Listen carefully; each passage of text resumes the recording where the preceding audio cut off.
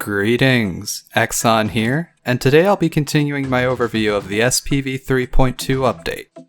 Today I'll be going over an entirely new campaign included with 3.2 called Lemuria. Before moving on, I want everyone to know up front that this video is spoiler free. Let's get started. Lemuria, otherwise known as Project Lemuria, was a mini-campaign created for Halo Custom Edition back in 2011. The project was born out of the Lumoria mapping team, led by High Guy and Lodex. It was an interesting and unique campaign, although it mostly relied on the vanilla CE sandbox. There were some new assets, like drones, Sentinel constructors, Covenant auto turrets, and several Covenant vehicles like the Creep, Shadow, and Fuel Rod Shadow. The environments were the main highlight of the campaign, as it went for a very lush and pretty aesthetic, with lots of flowers and butterflies appearing outdoors. The Forerunner aesthetics are very Bungie inspired, with some parts paying heavy homage to Halo's E3 2000 trailer. They even have that shield gauntlet elite from the same trailer as well. Obviously, Lemuria benefits from SPV3's vastly rebalanced and expanded sandbox, just like the Halo campaign. In fact, Lemuria introduces a bunch of its own new weapons. Almost every UNSC weapon has a new variant. The M6C SOCOM is one of my personal favorites. This is a silenced pistol that can be extremely useful for stealth killing enemies. The MA4E is a slightly reworked variant of SPV3's assault rifle. Its appearance takes inspiration from pre-Xbox footage of Halo. The M7 Amped SMG is a rework of the classic SMG with a faster firing rate. Its appearance is also based on pre-Xbox footage of Halo. The BR-54HB is a rework of the SPV3 battle rifle, now sporting only a 4-round burst and had its ACOG scope replaced with a hollow sight. This version is based off of unused concept art from Halo 5. The amped M393 DMR has had its ammo reserve cut back by a lot compared to its original counterpart, and its mag capacity reduced to 7 rounds. But its damage has been raised by a lot. The range of its zoom has also been extended. The grenade launcher from Reach replaces the rocket launcher, using a similar looking ammo type to that of the rocket launcher.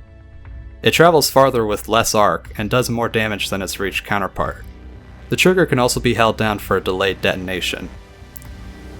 There are 2 new Covenant weapons, the Spiker, which does a lot of damage like the LMG, and then the Advanced Plasma Rifle, which acts like Reach's plasma repeater, having to be vented after a short burst.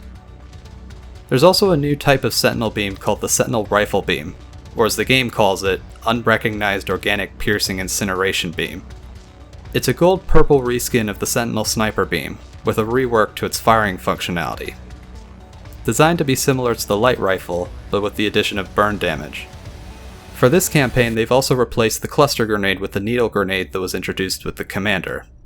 There's also a new armor ability called Thermal Vision. This allows you to see cloaked enemies based on their heat signature. It only lasts for a few seconds, so use it wisely. It also relies heavily on open sauce, just like the Visor ability. Most of SPV3's vehicles are available to the player here, with the exception of the Sparrowhawk. All of the SPV3 Covenant enemies appear here, although the drones that appeared in the original Lemuria were cut.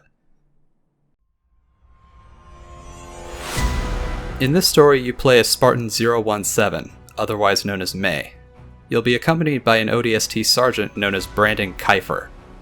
Your objective is to rescue Oni agent Jonas, and learn the true purpose of the Covenant's presence on Lemuria. The story is pretty simplistic, however many changes have been made from the original to better fit modern Halo lore, as well as improve the overall story. The campaign consists of 3 missions. On normal difficulty, I'd say the campaign lasts about 2 to 3 hours, longer if you're playing on higher difficulties. It may seem short, but it's a very fun 2 to 3 hours. If there's one major criticism I had of the original Lemuria, it was the voice acting. It needed a lot of improvement. Thankfully, the SPV3 version has an all-new voice cast, and I must say they did an amazing job of breathing life into these characters. May's voice actor definitely stands out the most to me.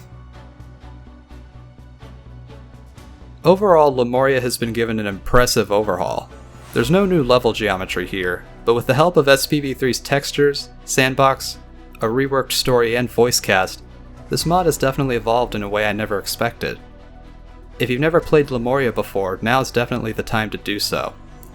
Even if you've played it already, it's worth experiencing the SPV3 version for the enhanced story and new weapons. That's all for this video, I hope you guys enjoyed. SPV3.2 is officially out now, so check it out if you haven't already. Stay tuned for part 3 where I go over some of the more minor additions within the 3.2 update. Until then, I'll see you guys later.